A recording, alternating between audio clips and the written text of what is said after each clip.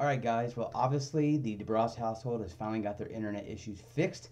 We're back online again. I can actually start recording these again. My apologies for the last week not having one of these. Hopefully you guys are able to read the chapters, understand everything. So, a few housekeeping updates, things I want to go over. First off, your forums have been fantastic. Very, very impressed, guys, with the way you guys are writing things, the way you're commenting on each other's forums. Very, very impressed. Your case studies were wonderful. All in all, most of the class got it. Used the appendix in the back. You guys used it as a shell, which was the way to go about doing it. Some of you guys got tripped up. I think there were some things for an outdoor event that you didn't realize you needed to pull out. Obviously, I docked you guys a few points for that. You'll see that in the notes with those case studies. But again, very impressed. I can't remember which one of you decided to name your company DeBras Enterprises or DeBras Apparel. Appreciate that very much. Was laughing hysterically. Somebody else had a three-legged family race in there as one of the activities. Again, love the creativity, guys. It's right what we want. So the sports world really enjoys that kind of stuff. So again, kudos to you guys. Overall grades. I've had a few of you guys either email me or text me some concerns about, hey, my case study wasn't as strong as I wanted it to be, or my last forum didn't go as well. We've still got one more case study, 2 more forums, and an exam. Don't panic yet, guys. You got chances to bring up grades. Most of the grades that I've looked at them, you guys are all in that C-, probably B+ range. There might be a few of you on either end of that spectrum, but so far you guys are pretty good. Just, really focus on these last 4 assignments, knock them out of the park, and you guys should be fine. So, going to go over chapters 11, 12, and 14. I have to say these might be my favorite chapters in the entire book. Now, obviously, my background was in ticket sales and marketing and game operations. So for me, this is kind of the bread and butter of what I did for 9.5 years. So a couple things I just want to go over. Chapter 11 talks about ticket sales. Again, guys, read these chapters. They are dead on. They describe what the world of ticket sales is like, no matter what kind of event you have. College athletics, pro athletics, it doesn't matter. These are all perfect. So they talked about ticket sales. Some of the topics I want to make sure you guys go over and understand. Timing. When do we sell season ticket sales? When do we do individual games? When do we do packages? Do we do it 4 weeks out? Do we do it 8 months out? And the same thing can go for registration if we're talking about like 5K races or 10K races. Do we do early bird discounts? Do we do group blocks? If you bring in, 5 people, the discounted rate is $20 a person. The individual rate is 30 or 35. So again, there's a discount there, an incentive to bring more bodies into it. So take a look at that. The different types of packages like I just described. Again, season tickets, individuals, family packages, group packages, youth packages.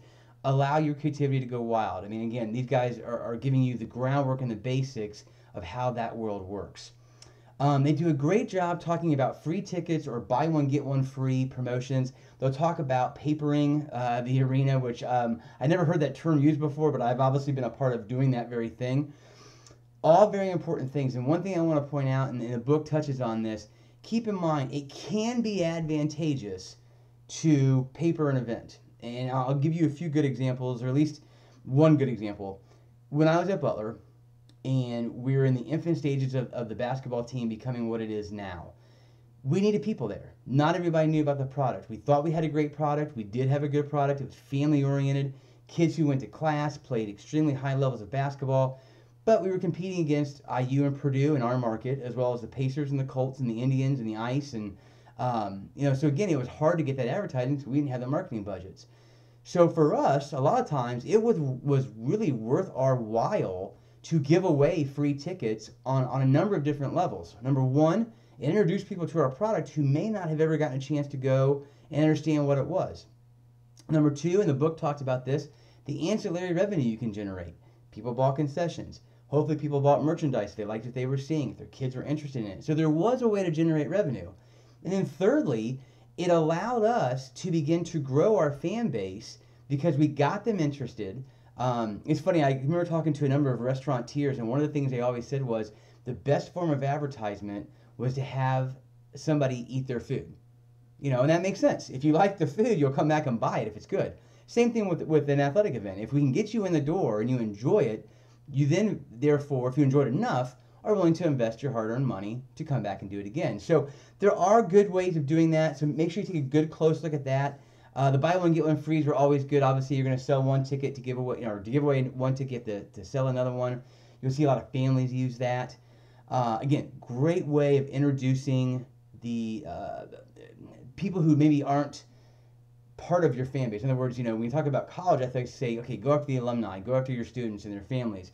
But you want to get as many people and open that, I guess, fan base up. So, and that's one way of doing it. And it's a great way to tie in sponsors. Again, when I was at both, I think Purdue we did this, and I know we did it at Butler, we would give them to sponsors. And it was a great way for us to push foot traffic to a sponsor, because we would promote in the Star, on the radio and on TV, and this is before the days of social marketing, but we would say, hey, buy one, get one free coupons at O'Malley's, Marsh, Kroger, all Speedway gas stations. And again, it would push people who are interested in going to those locations get the discounted tickets. So again, great way to help partner up with your sponsors. Other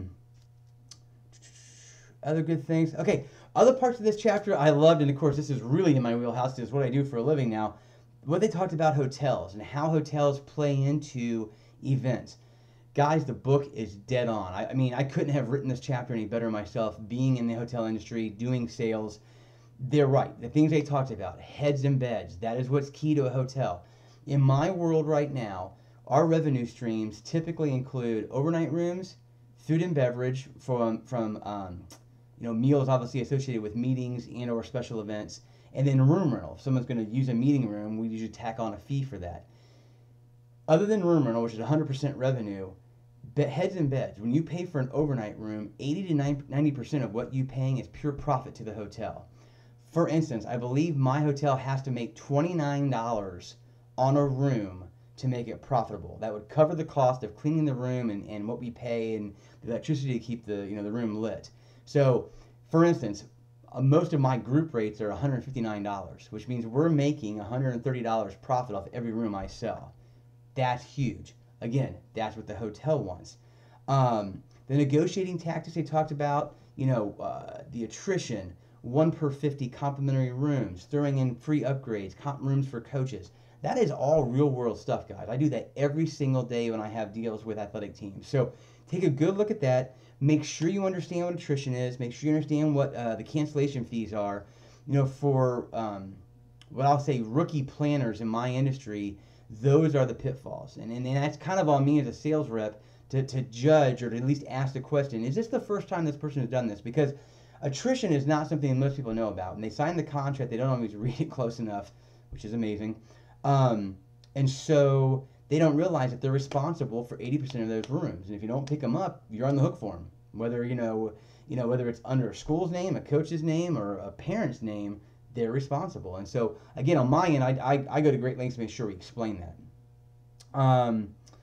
Again, from what the event planner wants from the hotel is obviously a complete buy-in. I'm going to give you a few examples of just some really neat things that I saw in my athletic days and what I've seen now as a hotelier. So the two examples I love the most, when I was at Butler, we go down to North Carolina for the NCAA tournament, and we're staying at a hotel that's kind of off the beaten path. We weren't real close to the arena. We were playing at Wake Forest's place, if I remember right. And so, we weren't a part of all the hoopla, if you will, so we were kind of stuck at the hotel. Well, thank God this hotel fully embraced having us there.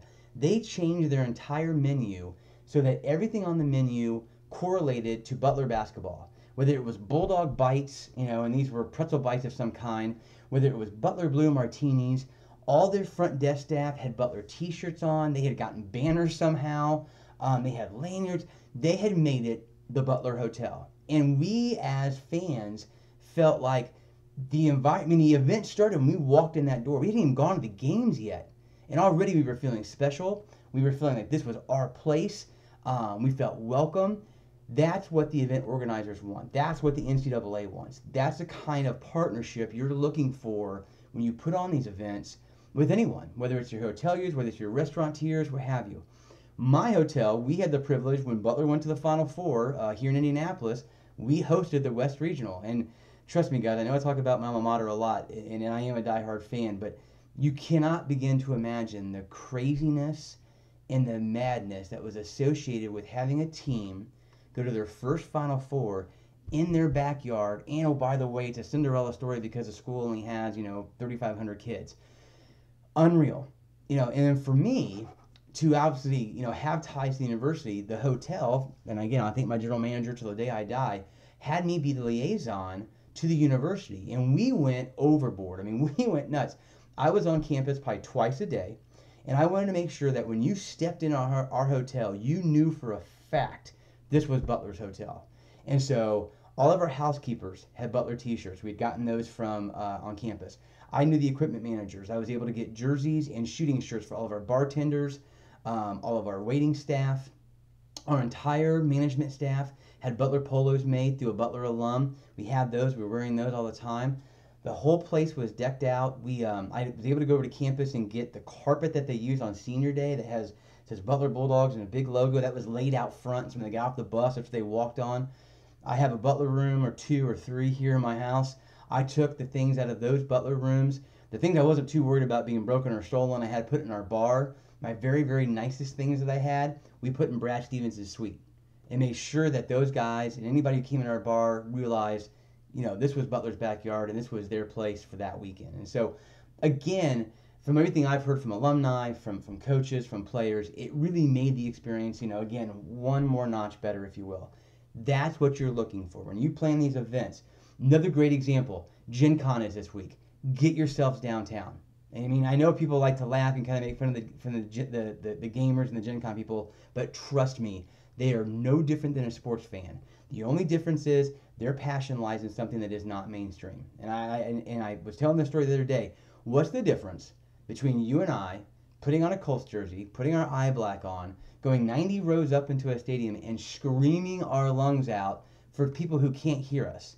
That's okay. That's normal, right? But for a guy who is a huge fan of Pokemon or the Lord of the Rings, for them to dress up in what they're passionate about and walk around downtown, that seems strange. It really isn't. It really is the same thing. It's just their passion is in a different area. So again, get downtown and see that, because the restaurants downtown are incredible partners with Gen Con. And the best one I've ever seen is the Ram. If you get a chance, go to the Ram downtown. It's right on Illinois Street, not too far from the convention center, obviously. The guy who owns the Ram, I believe, is a big gamer himself. He changes the entire menu, everything that's associated with the game. They have banners that hang down, they just cover the entire restaurant, and it is gaming central for the next 4 or 5 days. Again, if I'm Gen Con, if I'm the city of Indianapolis, that's what I want from all my restaurateurs. Buy in, because again, the people, the Gen Con attendees who come into town, that is outstanding for them. They feel welcome. They feel like it's their place. Obviously, it's something they can relate to. That's the kind of partners you're looking for. So again, keep that in mind. Chapter 12, fantastic, goes about talking about the event, how you kind of present your event, but I'll say how you plan it basically. And again, they gave you the quote, "The devil's in the details." Absolutely true. The most important thing when I was at game operations and you're planning an event is your timeline. When do we open the doors? And then what happens every single minute? And everybody has to have that, and they have to know their role and when it's their time to shine. Okay? We know the ticket office opens at 6 o'clock and they have to be on it. Banks are counted. Tickets are ready to be printed. Boom, the doors open. The announcer has to know that with 59 minutes to go before game time, they're in their seat, their script is in front of them, and they are reading something probably every 2 to 5 minutes. National anthem singer has to know that 10 minutes before the game, they have to be on the corner of the court, they have to be warmed up, microphone in their hand, and they're ready to go. And everything just goes boom, boom, boom, boom, boom. I can't begin to tell you how important that is. And I hope you guys understand, the more we read this, the more you realize what it takes to put on an event. We don't just open the doors and people walk in and we do our thing. I was talking to one of your fellow students, Dan, if you're watching this, fantastic talk we had a couple days ago. And one of the things he and I talked about, I said, an athletic event or any event is like a duck on water. Calm and cool above the water, but paddling like hell underneath. That is what an athletic event is. You as a fan should see nothing but a seamless act, if you will. You walk in, you sit down, the lights come on, the sound system works, the players hit the floor at the right time, our TV timeouts are correlated to the timeouts on the floor, there's promotions, it's all smooth. Behind the scenes, we are scrambling like mad to make sure that happens. Because again, as we get into the next chapter and we talk about the unexpected, you'll realize that you lay all of this out and then you adapt accordingly. So again, the other aspects they really touched on here, and it was phenomenal to look at it from a really, really big picture, some things that I had never taken or had experienced, but talk about lighting, and how that affects TV. If you go to work for a Big Ten school like a Purdue, Ohio State, a Michigan, Florida State, that comes into play. You're on TV every night. You have a contract with either ESPN or the Big Ten Network or whatever Texas's station is called. And so that comes into play. How do you light your arena? How do you light your stadium? Is it HD? The sound system. You're going to have a sound system in the stadium. How does that affect television? Again, all of these things come into play. And as you hopefully work your way up into the athletic world, if it's college, if it's pro, or if it's special events, all of this are things you're going to need to know and have a basic general understanding of. So again, the book really goes into great depth and detail. And again, I'll say it probably 400 more times before the class is over. I love this book. So again, going into chapter 14, again, expecting the unexpected. You guys look at when you're in chapter 14, look at figure 14.2, talking about the things that can go wrong. They're just scratching the surface. You could probably write an entire book of things that can go wrong in an athletic event. Obviously, the idea is to go over them with your team, have a way you're going to handle them, have a policy in place, and then kind of pray to God you never have to use it. Anticipating the problem is kind of easy because we all can play devil's advocate. Coming up and having the solution, not too hard. Implementing it under fire in the moment, incredibly difficult. And it's what separates great staffs from good staffs. Those people who can keep their heads, they have a good plan in place, they follow the plan. And again, just telling a few stories, one of the ones I'm probably most proud to be a part of, and it's both a sad and an uplifting story. When I was at Butler was a time period when, this is before some of you guys may remember, there was a basketball player, I believe it was Lawrence North or North Central, big center, great kid, had an enlarged heart and they didn't know about it. He died on the floor at a game. I think he was set to go to Kentucky and everything. Because of that, the IHSAA mandated that all schools had to have EMTs at the game. Well, later on I believe it was that same year, we hosted semi-state at Hinkle, and of course had to have the EMTs there to host the event.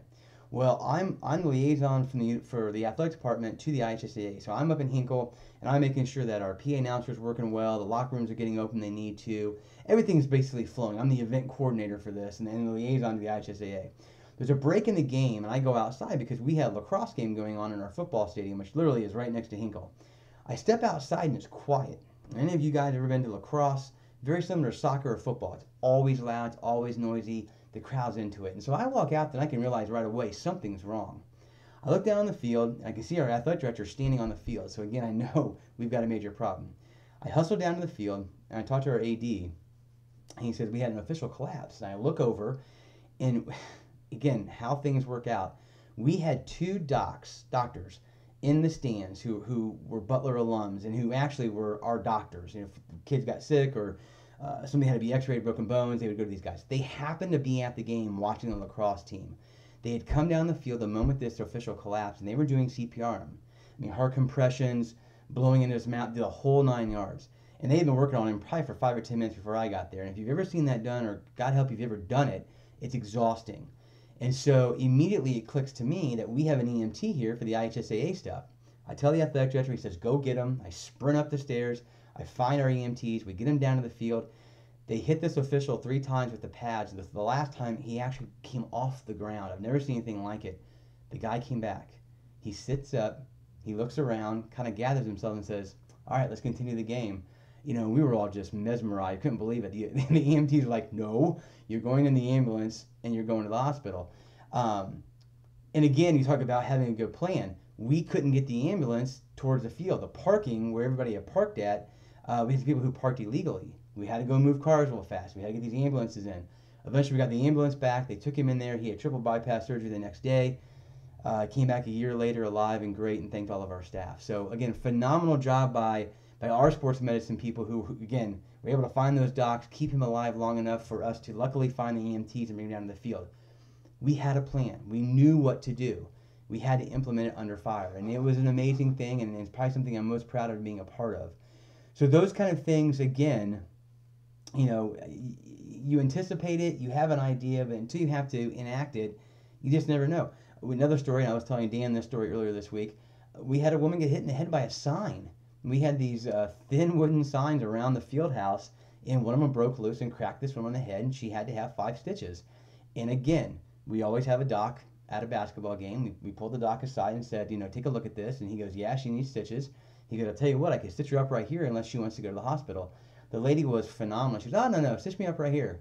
5 stitches. We gave her a sweatshirt and I think a ball cap. She was so thrilled with the way we took care of her and how quickly we handled it. She thanked me for everything.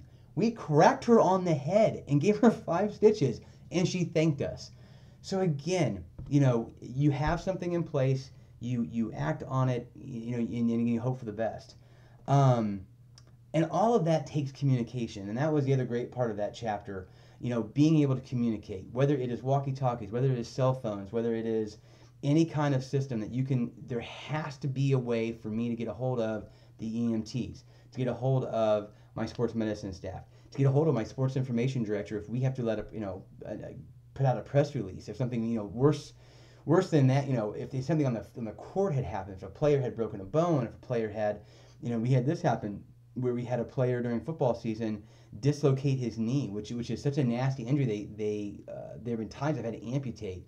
And again, probably one of the nastiest, grossest injuries I've ever seen. I almost threw up on the football field. But they straightened this kid's leg out and put him in like a leg air cast and took him to the hospital, and he ended up being fine. But again, those are kind of things that now we got to get a press release out to say what happened and how he's doing. And so again, you know, you got to be able to get a hold of everybody. And then the last thing in the book talks about this too, the chain of command.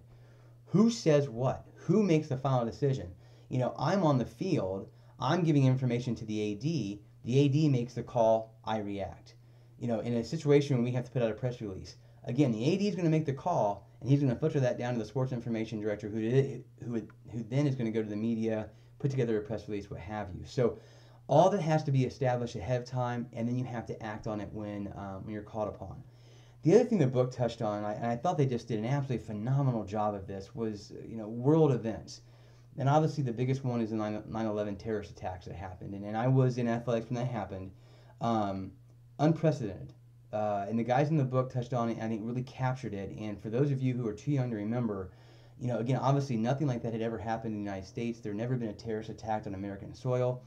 You know, and athletics are secondary, guys. I mean, this is the fun and games world, if you will. I mean, we like to use war type terms like we battle and we fight, and but it's not life or death. You know, it's fun, it's entertainment, it's an escape for people to get away from, you know, the hardships of your life for an hour or two to enjoy something. You know, so when this happens, you know, all of us, you know, there was no playbook for this. You know, do you wait a day? Do you wait a week? You know, obviously it was a somber occasion. You wanted to show respect. You know, do we look towards New York and Washington, D.C., you know, where the Pentagon was, or Pennsylvania, where the other plane went down? And do we look to them to say, okay, is now the right time to go back to playing again? Once we play again, you know, how do we commemorate this? How do we make sure that everybody knows knows our place? This is this is your chance to escape, but we're not going to forget what happened. You know, and we never have. And that changed so many policies. And again, I can remember being on the football field, the first game we played after 9/11, and where we were was in the flight line of FedEx. And this FedEx plane came in low and hot, and I mean, it looked like he was going to land on the stadium, and I'm sure I was oversensitive with everything that happened, but it just made your heart jump into your throat, because you're like, what if? What if that was another plane that was going to attack our stadium? What do I do? What's our plan? You know, we cannot prevent that. We can't prevent a 747 from, you know, coming crashing down into the Butler Bowl. So it just made you think of so many things, you know, and then obviously how do you commemorate different things? And we were blessed that we got the hold of the bell from the USS Indianapolis and rang it for every one of the Indiana victims. Unfortunately, one of our interns' father was a lieutenant colonel at the Pentagon, and he passed away in that attack, and so we made sure he got recognized. So again, those are things that you can think about, you know, you can kind of have a plan for, But until it happens, you just don't know. And so, you prep yourself as best you can. You keep your head. You sit down, you have discussions, and you just, you try to think things clearly. So the book did a great job of touching up on that. So last thing I want to talk about, and again, thank you to Dan for having kind of brought this up, and it's something I should have shared with you guys earlier. We're getting into our last 2 weeks of the class, and this was a quick class, and I know this class actually takes place twice in the school year as well, where it's a full semester class. I think that's the way it should be taught. I understand for all of us, this is the best way to do it. I think a lot of you guys are non-traditional students, so you have jobs, you have families. This is the best way. What I'm getting at is what I want to make sure that I offer you guys is, if there are places you want to go from here, if this is really what you're passionate about, this class, solidifies, yes, you want to do something in the athletics world, whether it's at the conference level, the college level, the pro level, you want to work at Sports Corp and run your own events, what have you, please reach out to me. I've been blessed to be in that industry for 10 years. I've been in the hospitality industry for another almost 10 years, and I've crossed paths with so many people. I am more than happy enough to reach out, give you guys contact information, and get you in front of the right people. It will not guarantee you a job, but I probably can do is crack the door open, get you introduced, and then it's on you to win the position. So if there are places you guys want to go, if there's things you're interested in, if I have contacts, I'll be more than happy to send those to you guys. I also will say this, and I know we vary on age as far as who's in this class. I think there are juniors and seniors, and there's sophomores and freshmen. Guys, volunteer and internships are so important in this industry. And it doesn't have to be the big glamorous ones with the Pacers. It doesn't have to be something that, you're working for the Super Bowl. Get in at the ground level. Work for minor league teams. The Indy 11, the Indianapolis Indians, I think it's now the Indianapolis Fuel are the best places to get experience. They don't have large budgets. They have to be creative as all get out. They are fan oriented, and they thrive on that creativity. And it is the best place for someone young and needing experience to go in, because you will do everything. They don't have money for, 100-person staff. You may volunteer, you may intern and just get swag out of it. You might get tickets. You might just get experience. But now you've got people who are going to talk on your behalf. Now you've got a chance to prove yourself to people who are in the industry.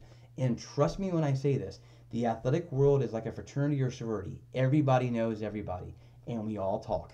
And if there's a good intern and I can't keep you, you can bet I'm talking to my colleagues saying, if you want a good kid, if you want someone who's going to work hard, is creative, is smart, doesn't mind doing the dirty work, this is who you want. I was telling Dan a story as well. When I was at the Pacers, I did a 6-month internship there. Great organization, great way to start my athletic career. The interns were all in one big room. We all had our little phones, but it was like a huge conference room. And the one thing I always said was, if someone had come in and said, I need 2 interns to grab their toothbrushes and wash the main floor, you'd have seen 9 interns fighting over themselves to get to that door first. You want to prove yourself. There is no job too small. As long as it is not immoral or unethical, you do it. I have stapled papers. I have done data entry. I took literally, and this is not an exaggeration, 2,000 pounds of MBA encyclopedias and transferred them from a closet to a van to an off-site facility in the middle of August when it was 105 degrees outside. I'd do it again in a heartbeat. It proved to our bosses how much we were willing to sacrifice and work to make the Indiana Pacers better. That was a job they asked us to do, and we were going to do it 100%. And lo and behold, when I left the Pacers, they called on my behalf to Purdue and helped me get my first job. I got my job at Butler because I had interned there for 4 years, and my ex-boss was hiring the position. Again, guys, it is, and Dan and I talked about this, and it somewhat upsets me to say this, but it is true. It is who you know. Who you know does not always get you the job, but it gets you in front of the people who are hiring. And that's then it's on you to prove yourself. So guys, internship, volunteer, there are so many opportunities. You've got the Big Ten basketball championships. You've got the Women's Final Four coming up. You've got Big Ten football championships. You've got everything from youth links to the corporate challenges. There are 5Ks. There's probably at least 7 5Ks run every weekend in and around Indianapolis. Find out who organizes these. Ask if you can volunteer. Be a marshal. Be a course manager. get out there and be seen. You've got the Great Lakes Valley Conference, which is what University of Indianapolis is a part of, right here in our backyard. The Horizon League is located here. You have the NCAA right here in our backyard. The Pacers, you have, the Colts. You have so many great things here. Guys, get out, get involved, because that really is what's going to get you to that next level in a full-time position. So I have thrown a lot at you guys. Thank you so much for all of your hard work so far this year. We've got one more week next week. We'll get our final test in there, one more form. I cannot tell you how much I've enjoyed teaching this class, guys. Keep up the good work. Email me, text me, call me if you have questions. If something's unclear, pick up the phone, give me an email. You are not bothering me any stretch of the imagination. I love talking to you guys. I wish this class was in person just so I could see that you guys are getting it, and the feedback I think would help fire me up even more. So again, have a great week and best of luck with the next 2 weeks.